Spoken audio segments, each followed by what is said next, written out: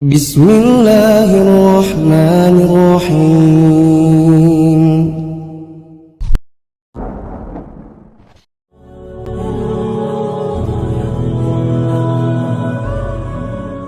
Assalamualaikum warahmatullahi wabarakatuh. Alhamdulillah alladzi lahul hamdu kama yanbaghi li jalali wajhihil azim wa karimi sultani. Asyhadu an la ilaha illallah wahdahu la syarikalah wa asyhadu anna Muhammadan abduhu wa rasuluh. Amma ba'd. Bapak Ibu yang berbahagia, melanjutkan rutinan kita selingan dari ngaji tentang Nabi. Kita masih ngaji seputar tidur, ya, betul nggak? Jadi adab yang keempat pada bulan yang lalu, sebelum tidur itu disunahkan untuk membersihkan atau nebahi bahasa orang Jawa tempat tidur, baik itu kasurnya maupun alasnya. Dan ini termasuk di antara amalan yang terus menerus dilakukan oleh Nabi, dan ini diceritakan oleh keluarga Nabi, baik itu Aisyah maupun yang lain. Ternyata ada faedah yang sangat besar, dan alhamdulillah kita masih mengamalkan. Ada berikutnya adab yang keempat. Agar tidur kita semakin berpahala, maka an-naumu ala syikil aiman wa wad'ul khaddi ala liyadil yumna. Kalau bisa nih ya, kita tidur menghadap sebelah kanan serta meletakkan pipi di atas tangan kanan. Berarti tidurnya menghadap sebelah kanan, tangannya diletakkan di bawah pipi sebelah kanan, berarti sambil menyanggapi pipi, atau bersandar dengan tangan pipinya menghadap ke sebelah kanan.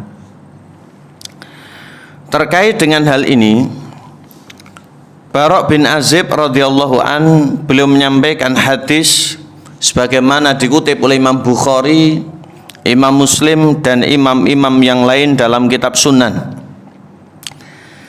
Kata beliau, Nabi SAW bersabda,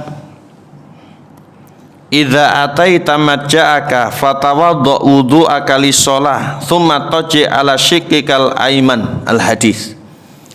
Apabila kalian hendak tidur, maka berwudulah terlebih dahulu. Jadi wudu yang dimaksud ya sebagaimana sebelum kita mengerjakan sholat, sekalian.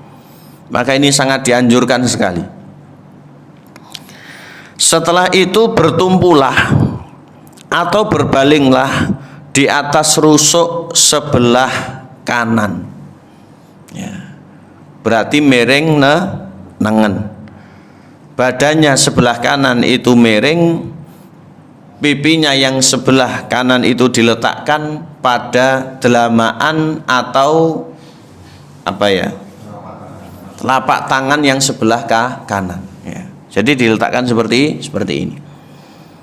Selanjutnya diterangkan lagi dalam hadisnya Hudzaifah ibnul Yaman, disebutkan oleh beliau radhiyallahu an, masih dalam riwayatnya Imam Bukhari dan imam yang lain.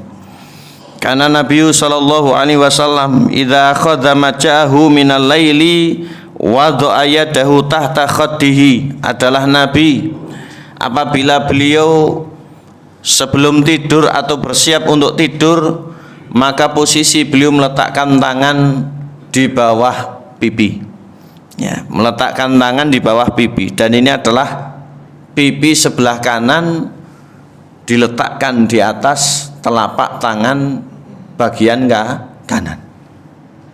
Ini perintah sekaligus amaliyah Nabi.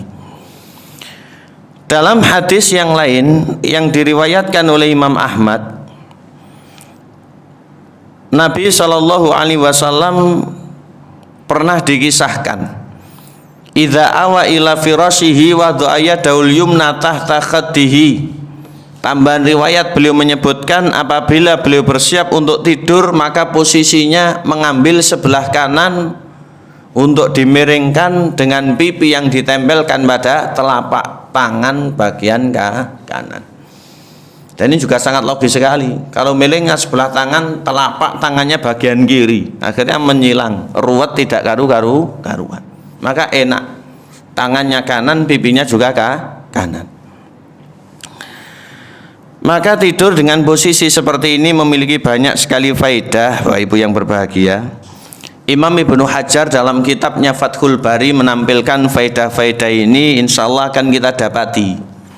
Yang pertama dikatakan oleh Imam Ibnu Hajar, annahu asra ilal intibah.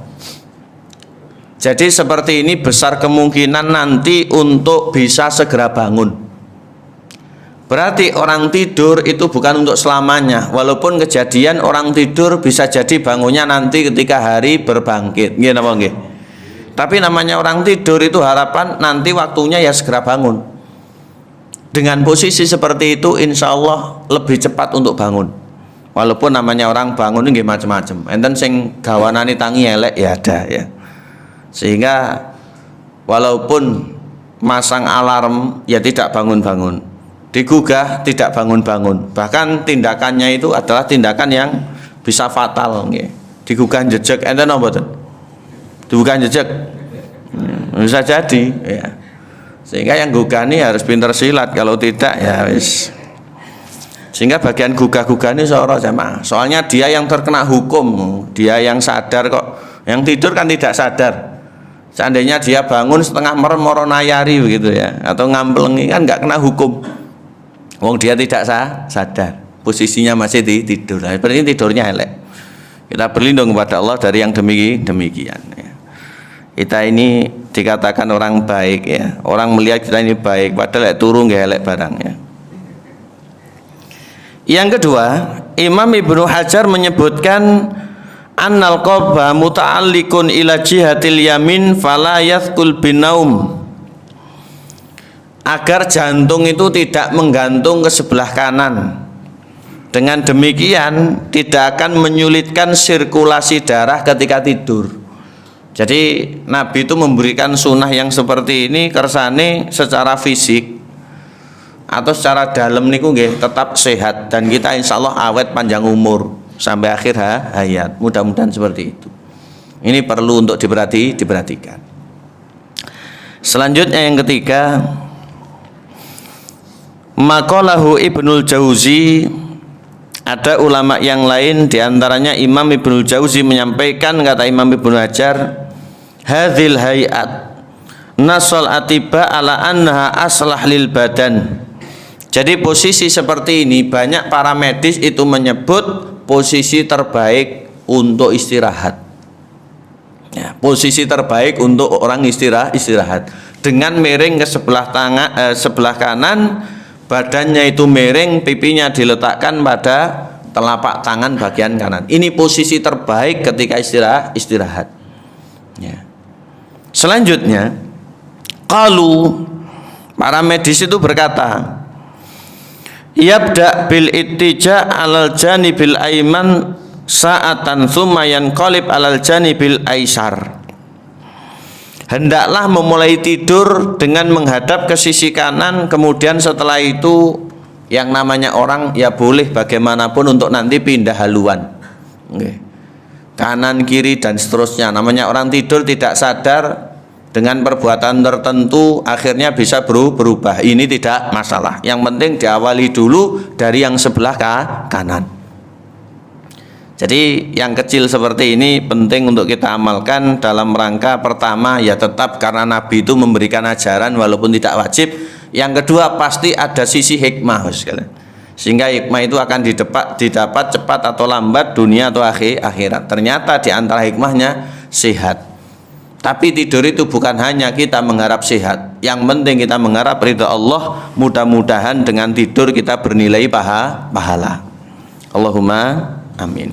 Tapi jangan coba sekarang nanti malam saja atau nanti pas qailulah Ustaz ngongkon turu rek ayo ngaji ya nyambi ya, jangan. Ngantuk napa aman iki? Bismillah.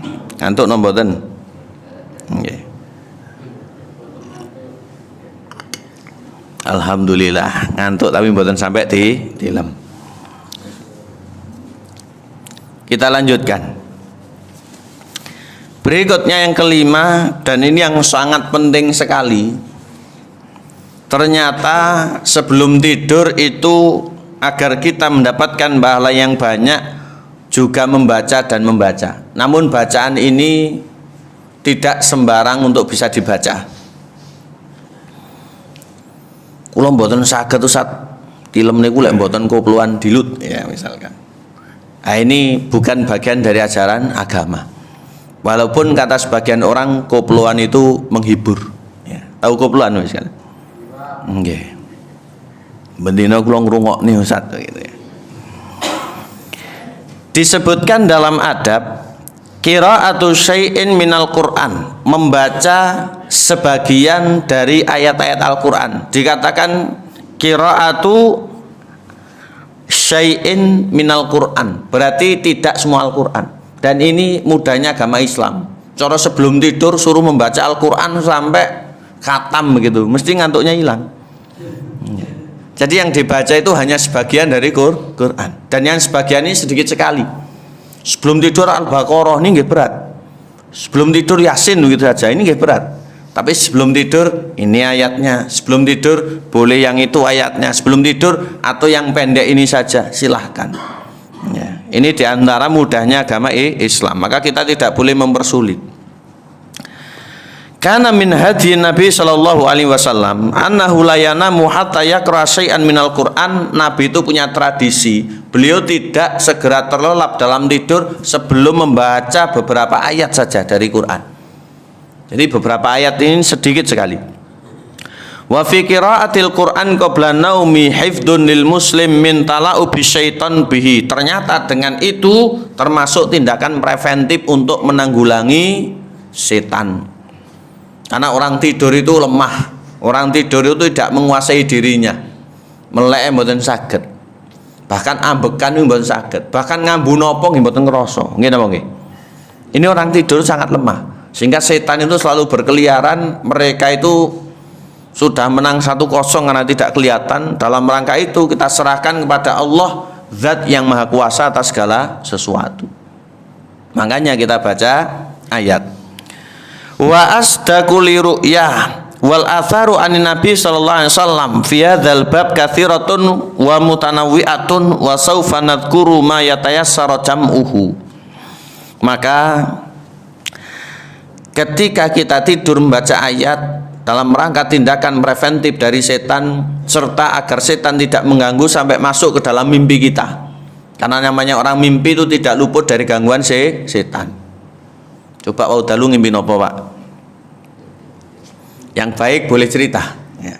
Yang buruk kita berlindung kepada Allah. Coko tulo nanti aja menbengi kalau Ustaz ngimpi coko tulo ya. Orang Jawa itu mentafsirkan tafsir yang itu. Tapi dalam tafsir agama di sebagian kitab syarih disebutkan ini malah negatif. Ya. Ini malah negatif nih. Kula telung dina lho dicoko tulo ya. Selanjutnya, dari beberapa ayat yang bisa kita pilih, maka berdasarkan athar atau riwayat-riwayat yang berasal dari baginda Nabi alaihi salatu afdalu taslim, ada beberapa. Yang pertama, dan ini sangat utama sekali, yaitu qiraatu ayatil kursi, membaca ayat kursi surat Al-Baqarah ayat pinten? 255. Silakan dibuka ayat kursi surat Al-Baqarah ayat 255. Tidak terlalu panjang namun juga tidak pendek. Alhamdulillah kita semuanya sudah hafal.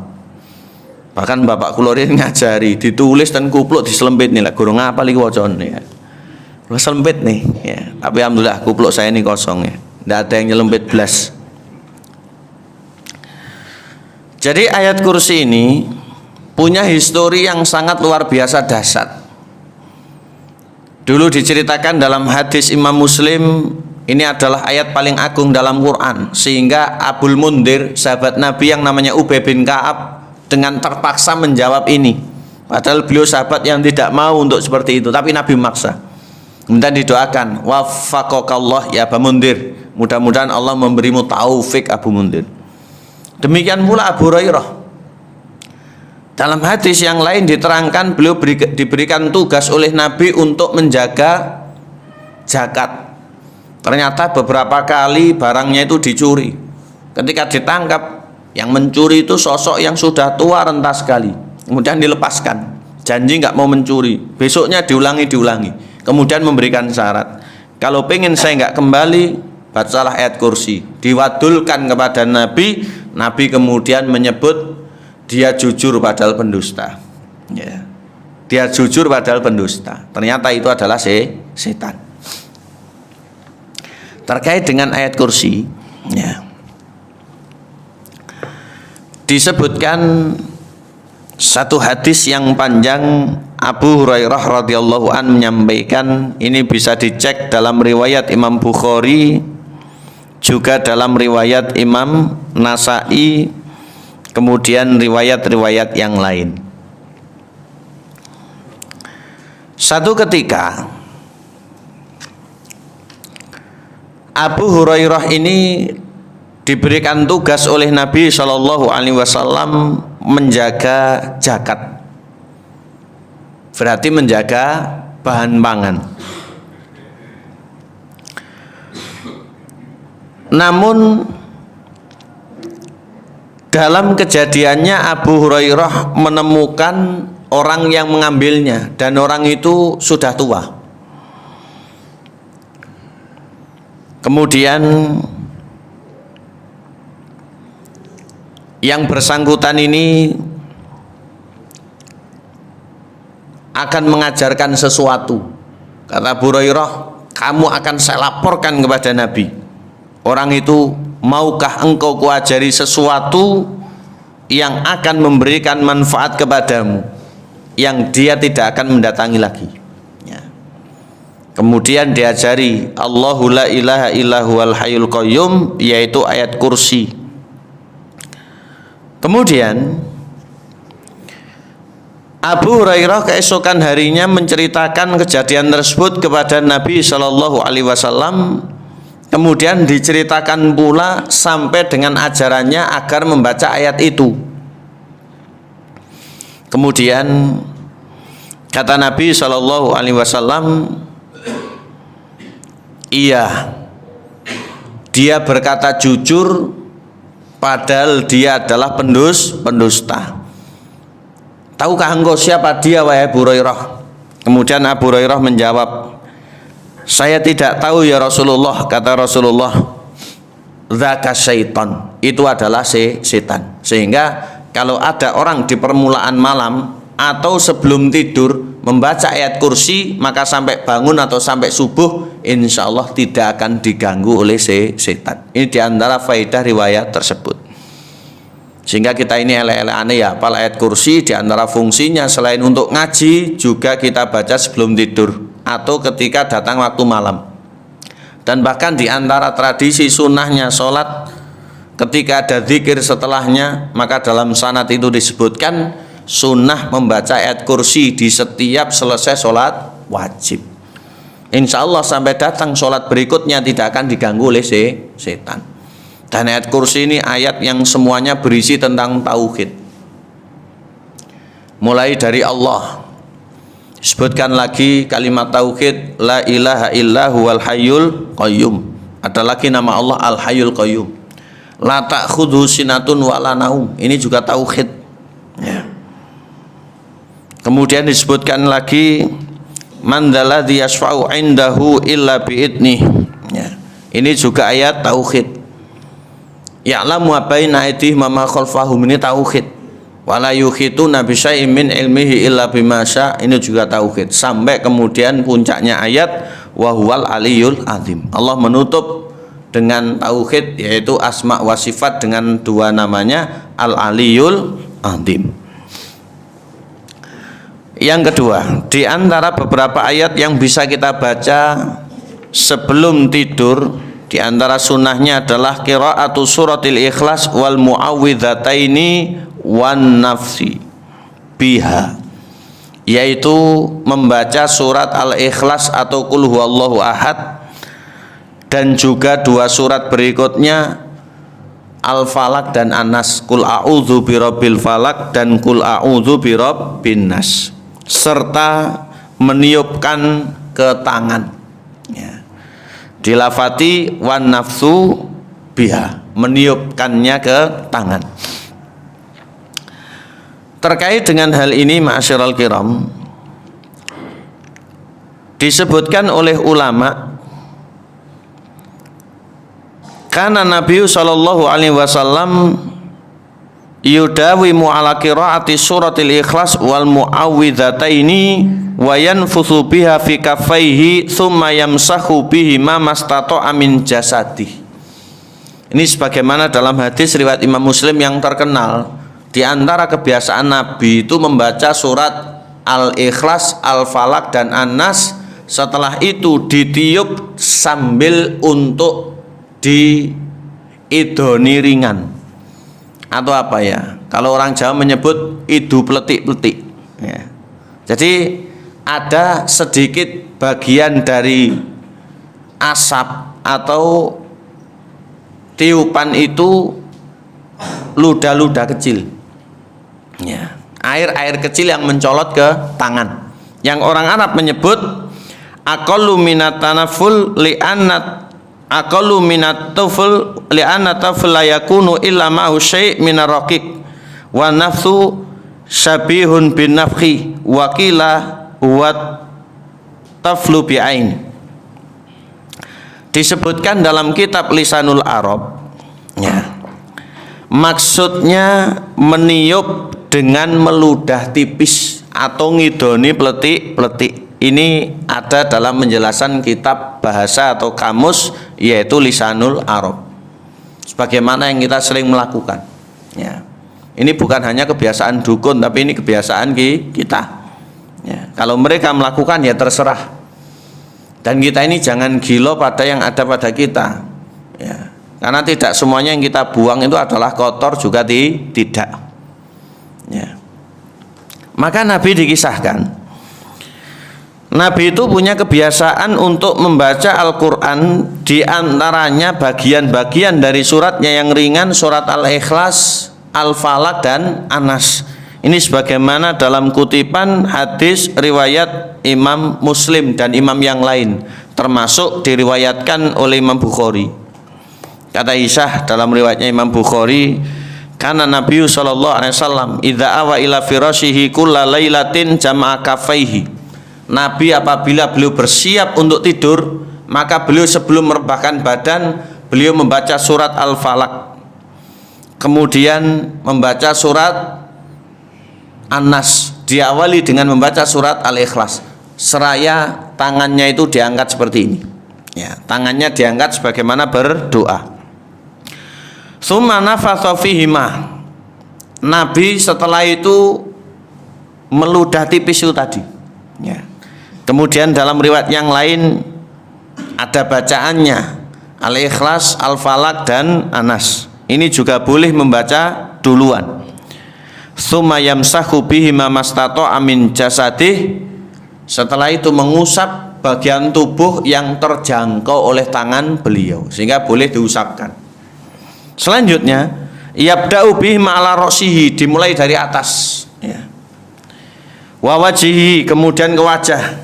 Wa ma'aqbala min jasadih yaf'alu dzalika tsalatsa marat, sampai kondisi yang bisa dijangkau, dan itu dilakukan 3 kali. Nabi melakukannya sebanyak 3 kali.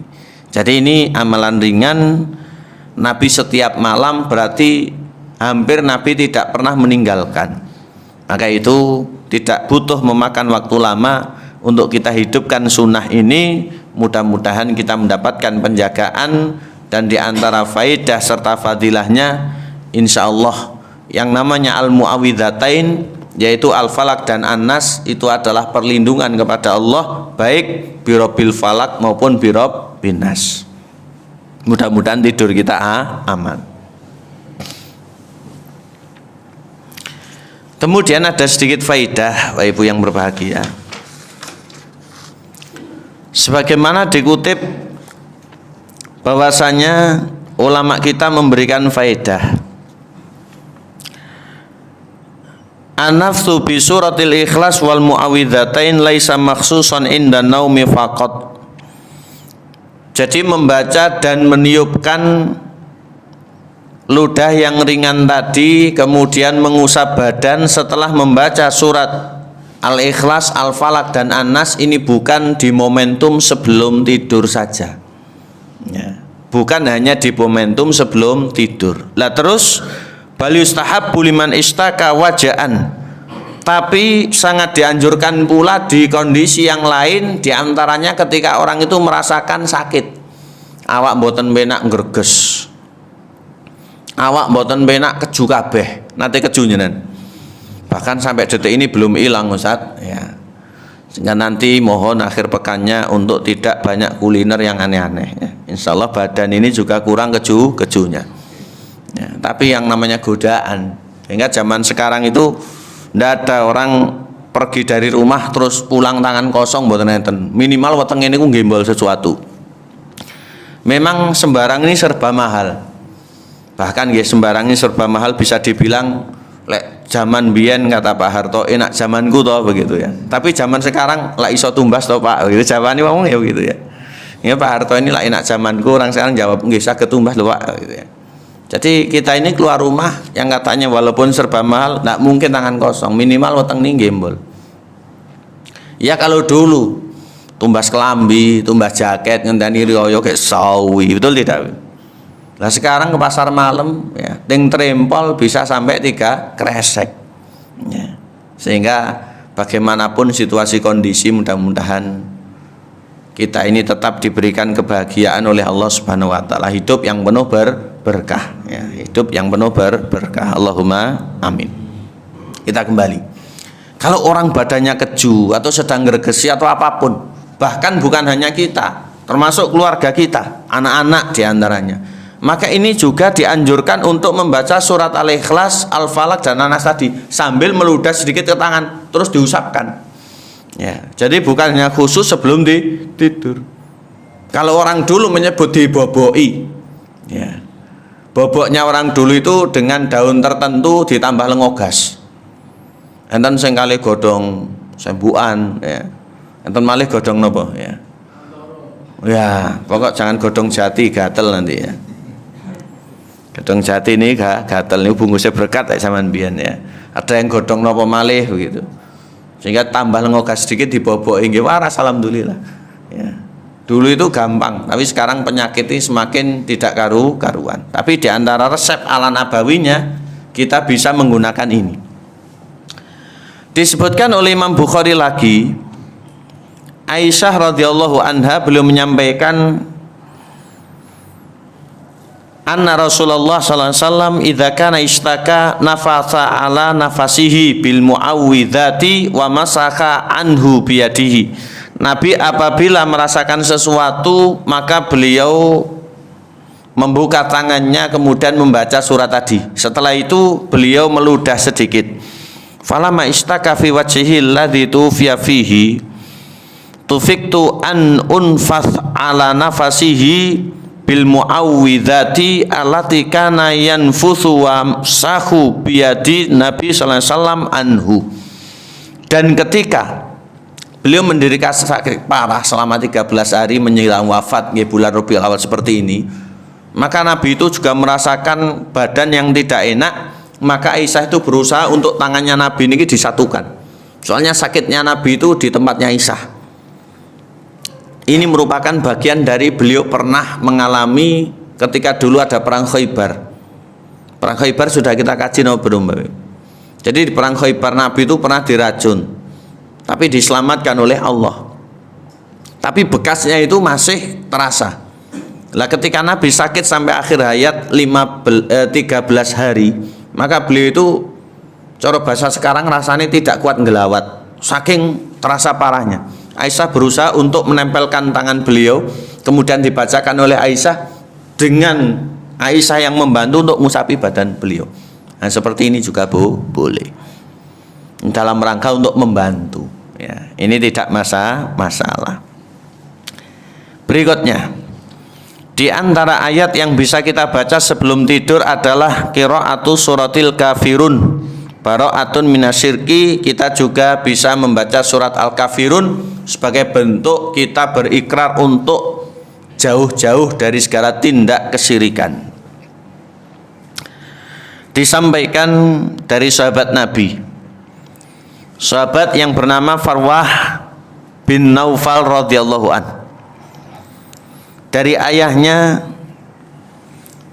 Naufal bin Abi, dari Nabi SAW berkata kepada Naufal, Iqra' qul ya ayyuhal kafirun, bacalah Al-Quran surat Al-Kafirun, sumanam ala khatimiha au khatimatiha fa innaha bara'atun minasyirki. Kemudian tidurlah setelah selesai membaca ayat terakhir, yaitu lakum dinukum waliyadin. Niscaya engkau akan berlepas diri dari kesyirikan. Hadis riwayat Imam Abu Dawud dan imam-imam sunan. Ternyata baca Al-Kafirun juga boleh. Berarti baca Al-Ikhlas, Al-Falaq, An-Nas, kemudian baca Al-Kafirun dan tidur ya, berarti kalau dikumpulkan tadi ditambah ayat kursi, dan mulai ayat kursi kemudian 4 surat Kul, ini insya Allah tidak makan waktu banyak, paling 2 menit sekalian. Tasik suyan lek HP-an nggih napa nggih? HP-an ini sampai khatam kadang nggak ngantuk. Betul tidak? Nggih. Bahkan selimut kandel, bed cover barang nggih saged murup ya. Bukan hanya selimut tapi bed cover ya saged murup. Makanya ulama itu ditanya, ulama bojo kula napa wali punya karomah? Lah nyapa? Bengi niku murup selimute, enek WA kata ulama ya. Sebagaimana zaman dulu para sahabat itu terhadap Al-Quran saking seperti itu interaksinya, saat ini kula jenengan HP-an ya. Bahkan arek nom niku ada yang menjalin hubungan sudah ya, sampai HP ini dikalung nih. Dikit-dikit ditanya di mana yang di hatimu ya. Soalnya lung ini nemplek ten hati ya, ten dodo ya. Ima di hatimu ya. Walung nih ya. Mari HP ini kita manfaatkan secara efektif. Bahkan HP ini tidak hanya satu, ada yang 2, 3 macam-macam jamaah. Yang penting kita manfaatkan untuk yang positif. Ada tanya dengan yang nggak punya HP sampai detik ini? Enten apa mboten? Mboten. Karena hilang mungkin ya. Alhamdulillah kalau ganti HP ini tasik pisan. Saya dulu pernah beli HP 130.000 tahun 2008. Paringi yotro nggih Pak Kaji dan nyamplungan mriko. Anu itu HP. Oh ya, saya jalan kaki beli HP dan mana itu THR. Alhamdulillah sampai 2016 itu masih HP saya. Ya, enggak ganti-ganti. Bahkan disilih kanca kula lunga kaji bareng. Ya, tapi pun kula guang rusak. Ya. Bukan golek kaji terus disimpan terus ya. Ini rusak. HP sudah lawas, warnanya biru. Nah sekarang HP saya ngene niku. Ket 2017 atau 2016. Ganti napa niku sing pecah niku LCD. Sudah 2 kali ya. Tapi ajeng ganti HP nggih kok eman ya. Tok ge ngopi duite. Berikutnya, di antara sunnah lagi yang bisa kita baca sebelum tidur, yang ringan-ringan dari ayat Al-Quran, yang keempat atau ketiga? 4. Qiraatu surati Tabarak wa alif lam mim tanzilun as-sajdah, yaitu membaca surat Tabarak atau surat Al-Muluk dan surat Alif Lam Mim Tanzil atau surat As-Sajdah. Tapi ini bukan sunnah yang sangat ditekankan, karena memang tidak semua orang itu hafal, dan tidak harus hafal boleh membaca, karena memang ini juga panjang. Sebenarnya untuk surat Al-Muluk ini bisa dibaca kapan saja. Demikian pula dengan surat As-Sajdah ini juga bisa dibaca kapan saja. Tapi as-sajdah ini Bapak sekalian termasuk di antara sunnahnya itu ketika subuh hari Jumat sebagaimana hadisnya Imam Muslim dari Ibnu Abbas.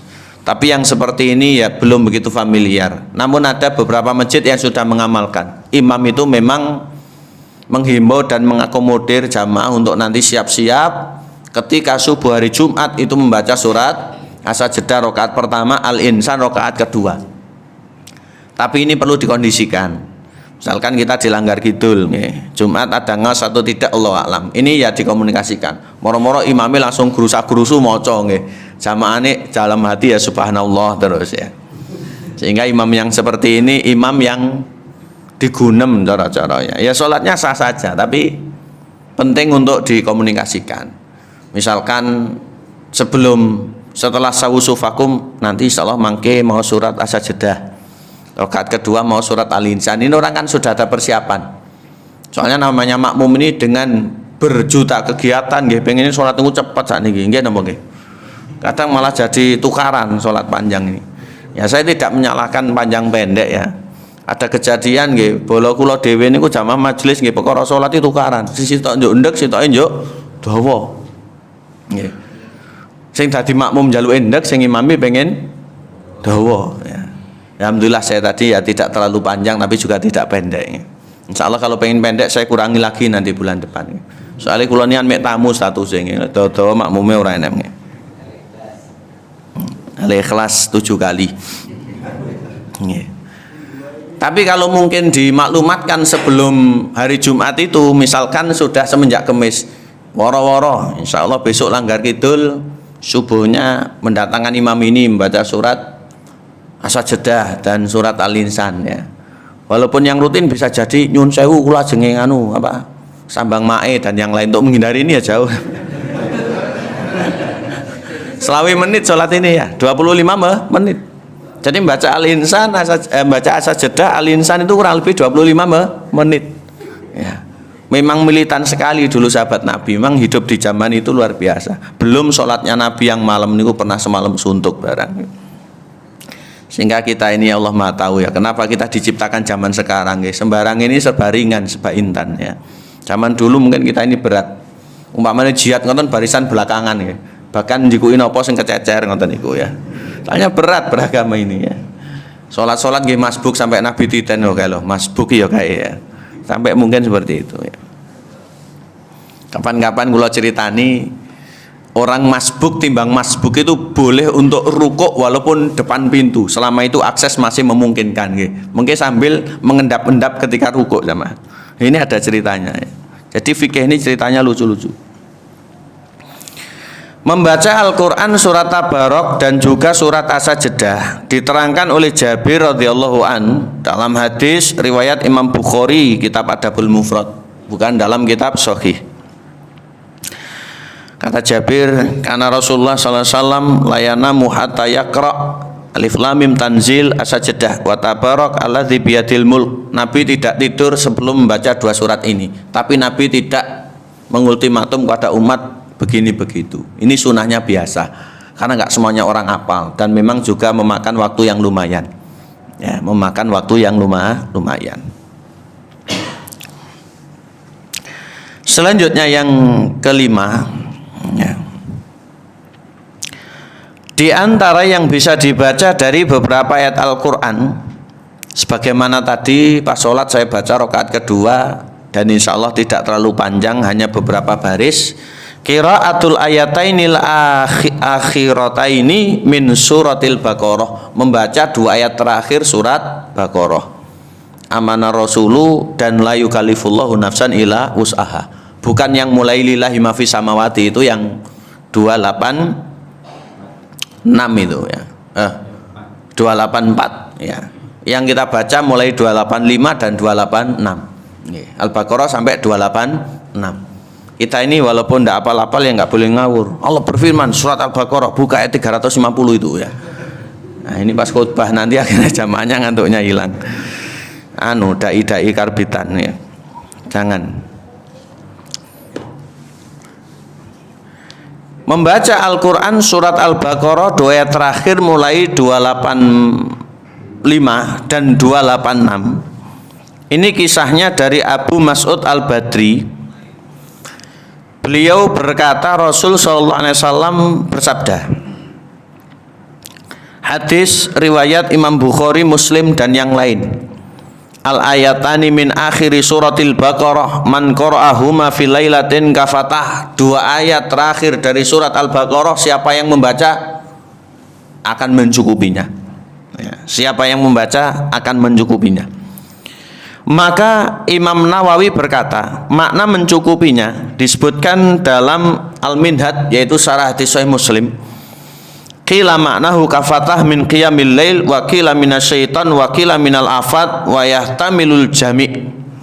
Makna mencukupinya tadi, kata Imam Nawawi, yang pertama cukup menjadi pahala sholat malam. Jadi lek mau surat niki ganjarannya padha karo sholat malam begitu. Kemudian makna yang kedua, cukup untuk perlindungan dari setan. Berarti lek mau niki aman. Makna yang ketiga, cukup menjadi penjaga dari bahaya. Berarti lek mau niki mboten didulit nopo-nopo ya. Kemudian yang terakhir, yang keempat, makna-maknanya itu sama. Jadi mengakomodir yang tiga tadi itu, mudah-mudahan. Ini harapan kita kepada Allah atas sabda Nabi kafatah. Jadi dua ayat ini tadi akan mencukupi orang itu. Dari 5 ayat demi ayat Al-Quran yang bisa kita pilih, maka selanjutnya ulama memberikan arahan agar tidur kita semakin berpahala. Ada bacaan selain Al-Quran, yaitu bacaan dari hadis yang dimaksud adalah doa. Saya tambahi sedikit lagi Bapak Ibu, doa-doa ini bisa kita pilih yang memang ada banyak sekali yang kita hafal, juga ada beberapa, termasuk diantaranya Bismika Allahumma ahya wa bismika amut, atau Bismika Allahumma ahya wa amut, atau Bismika Allahumma amutu wa ahya. Ini semuanya dalam hadisnya Imam Bukhari di 3 versi riwayat. Di antara bentuk zikir-zikir yang banyak, ulama berkata, min hadi sallallahu alaihi wasallam inda naumihi annahu kana yad'u bi kalimatin yakhtimu biha lailatahu. Jadi di antara ajaran Nabi, beliau sallallahu alaihi wasallam sebelum tidur biasa membaca beberapa doa atau beberapa zikir atau beberapa bacaan selain ayat suci Al-Qur'an. Karena Nabi bersabda, kata Abu Hurairah sebagaimana dalam riwayatnya Imam Abu Dawud dan yang lain, manittaja'a madja'an lam yadhkurillaha ta'ala fihi illa kana alaihi tiratan yaumal qiyamah. Barang siapa yang mau tidur namun tidak berzikir kepada Allah, dia akan mendapatkan yang kurang dan yang rugi pada hari kiamat. Jadi kiamat nanti ada kurang dan ruginya, karena sebelum tidur tidak menyebut asma Allah.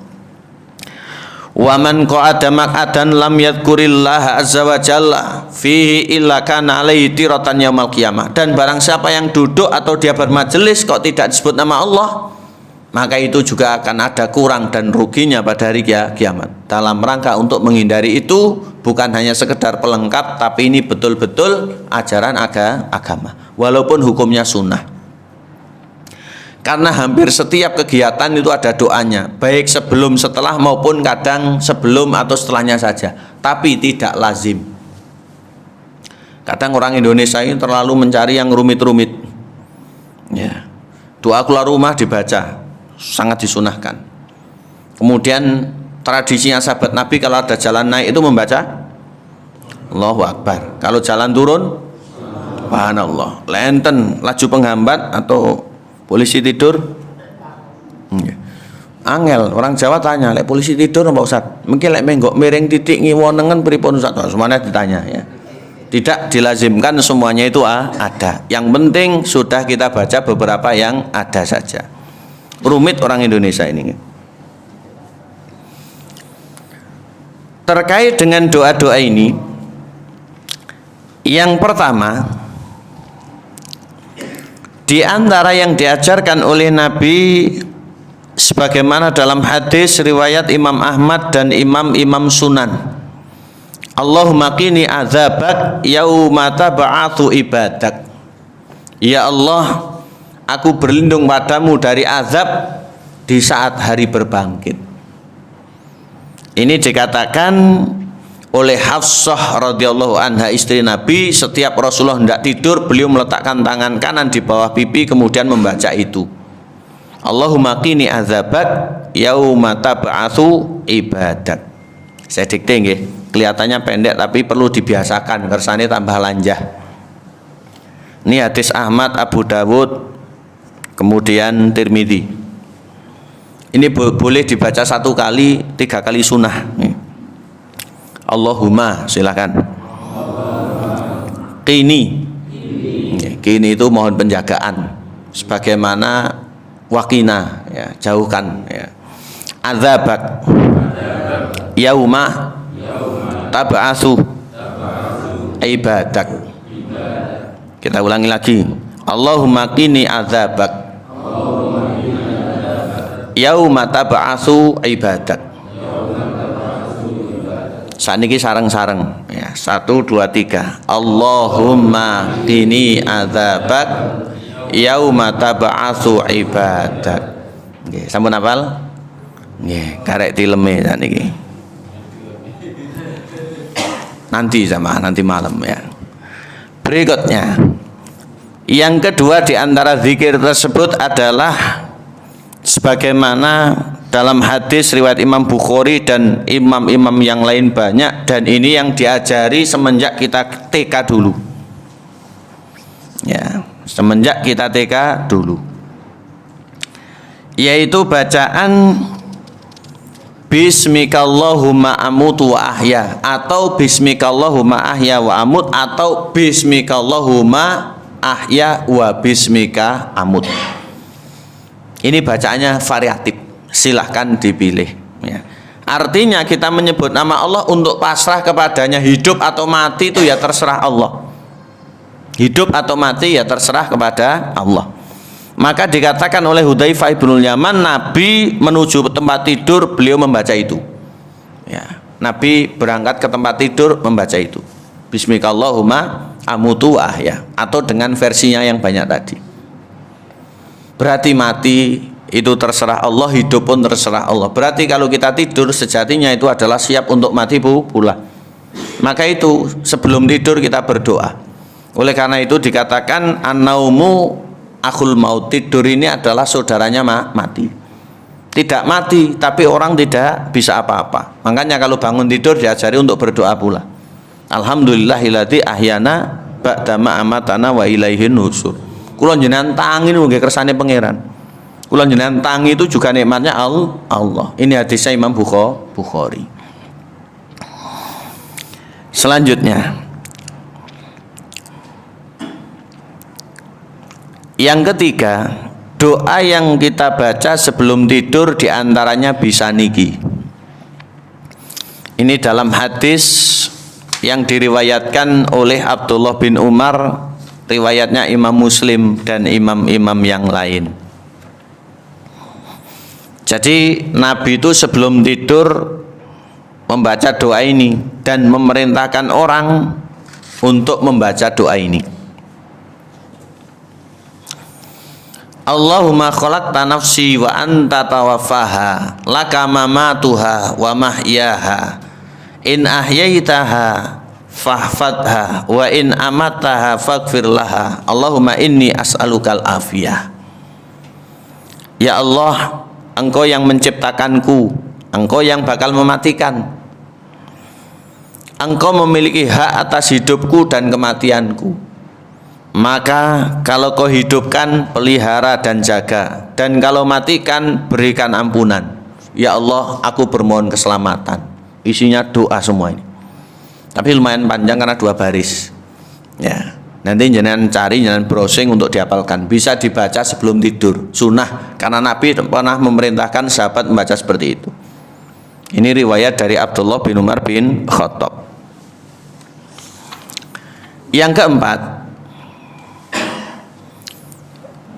yang bisa kita baca Berikutnya adalah sebagaimana dalam hadis diriwayatkan oleh Imam Bukhari, Imam Muslim dan yang lain dari Abu Hurairah sahabat Nabi, Nabi memberikan arahan. Bacalah ini, Bismika Rabbi wada'tu janbi wa bika arfa'uh. In amsakta nafsi farhamha wa in arsaltaha fafatha bima tafadu bi ibadaka solihin. Ya Allah, dengan menyebut namamu kuletakkan tubuh ini, dengan pertolonganmu aku akan mengangkatnya.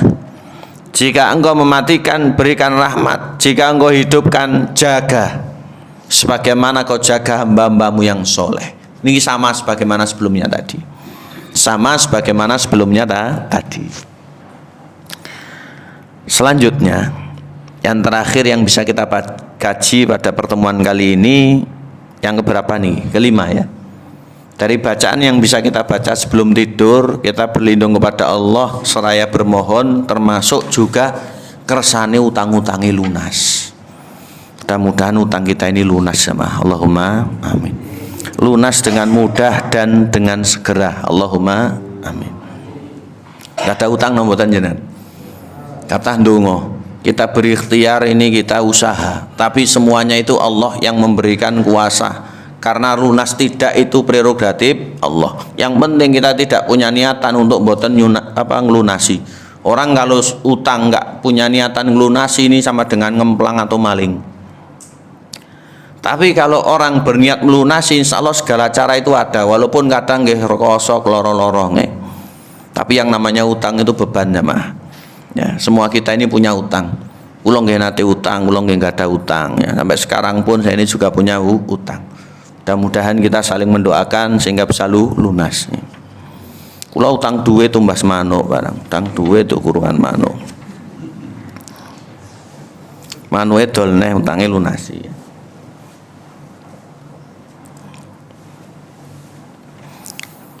Jadi utang ini nggak bisa disepelekan ya, karena nanti bisa ruwet di hari kiamat. Bahkan banyak keluhan kok di warung-warung. Dulu Jepang ini kota apa yang dibom? Hiroshima Nagasaki hancur karena bom. Ya, warungku kukut karena bon katanya. Sehingga banyak di galangan itu atau tidak melayani bon. Mereka sengaja nggak menyediakan kwitansi, mau nyareti. Ya. Karena ada orang ini pesan apa pesan, catat ya. Suruh bayar, suruhnya nyatet. Ya, suruh bayar, suruh nyatet. Ya, ini ngedol ini siap menerima duit, akhirnya malah menanggung nagih nanti ya. Biasanya orang yang ditagih niku lali, ya, nggak lali ngamuk, ya. Terus ruwet, ya. Ada yang seperti itu. Mudah-mudahan kita ini baik. Ya, bahkan dibuat meme, lek nyilih kaya kucing, lek ditagih kaya, iya, bangunkan macan tidur kon ya. Orang duit ini macan tidur seperti itu. Jadi memang agak ruwet jemaah. Mudah-mudahan Allah ini memberikan kemudahan ya. Dan kita doakan yang punya utang itu nggak lunas. Soalnya lek pas ada yang diutangi nggak lunas-lunas ya seorang ya. Sehingga doakan juga. Bahkan ada yang sampai tanya kepada saya, Pak Ustadz saya ini repot. Ya kenapa? Orang itu utang ya. Akhirnya saya itu gini. Apa nggone kuwi tak ikhlasnya ke zakat malah ya sing enggak disaur rek kuwi mau kata. Ya ojo saya gitu kan. Ya enggak apa-apa sih tapi ya jangan karena zakat itu dari harta yang ada saya gitu. Oh iya sampai cegek apa? Memang enggak ada ya. Sampai cegek seperti itu. Berat utang nih. Kadang enggak ketok ngaji soalnya utang ya. Karena utang itu ya ada yang enggak ketemu lagi dan seterusnya gitu. Yang repot ustadz utang, akhirnya kok nggak tahu teko lek diundang ngaji ya, utangnya akeh. Jadi saya pesan kalau saya utang jenengan jangan dikasih sama. Saya pesan di sini ya, ini kan di syuting. Jadi kalau saya utang jenengan tolong jangan dikasih. Kulo khawatir lali. Ya. Karena jenengan nagih saya juga sungkan nanti ya. Ada ustadz terkenal itu ya. Sampai ngomong ke saya, "Kulo ini wedi kali anak kulo. Wedine lek utang barang, soalnya nyilih nopo jamaah enggak ngkei. Nyilih sepeda iki nggo iki, mobil iki dibawa. Karena ku anak ustaz terkenal." Ya. Sehingga sembarang digawe. Kuwatir mungkin lek utang ya. Kuwatir pula bapaknya noroki akeh ya repot. Jadi utang ini mudah-mudahan segera lunas ya. Kita yang utang lunas ya, yang orang lain utang ya mudah-mudahan segera lunas. Doanya begini. Ini dibaca sebelum tidur. Ini disampaikan oleh Abu Hurairah, ada dalam hadisnya Imam Bukhari ya. Mohon maaf, ada dalam hadisnya Imam Muslim, kemudian beberapa kitab sunan. Lafadznya itu memang panjang, tapi kita harus kuat ngempet untuk ngapal soalnya nggak ada utang. Allahumma rabbas samawati wa rabbal ardi wa rabbal arsyil azim. Jadi memuji-muji Allah, menyebut tentang Allah itu Tuhannya ini itu dan seterusnya. Rabbana wa rabba kulli syai', Rabbana wa rabbi kulli syai', Rabbana wa rabba kulli syai', falikal habbi wan nawa wa munzilat taurati wal injil wal furqan, a'udzubika min syarri kulli syai', anta akhidun binasiyatih. Allahumma antal awwalu falaysa qablaka syai' wa antal akhiru falaysa ba'daka syai' wa antal dhahiru falaysa fawqaka syai' wa antal batinu falaysa dunaka syai'. Ikdi anataina wa aknina minal faqri. Ujung-ujungnya nanti kita bermohon kepada Allah, ya Allah lunasi hutang-hutang kami dan jauhkan kami dari kefakiran ya. Ini dengan tulus, mudah-mudahan diberikan jalan keluar oleh Allah. Allahumma amin. Karena utang itu ya namanya utang, beban tanggungan ya, harus kita lunasi. Tapi orang dulu itu utangnya itu memang untuk hidup sama. Tapi kadang orang sekarang itu utangnya untuk gaya ya, kemudian untuk macam-macam ya. Tapi mudah-mudahan kita tidak seperti itu. Untuk memantapkan saya dikte ya.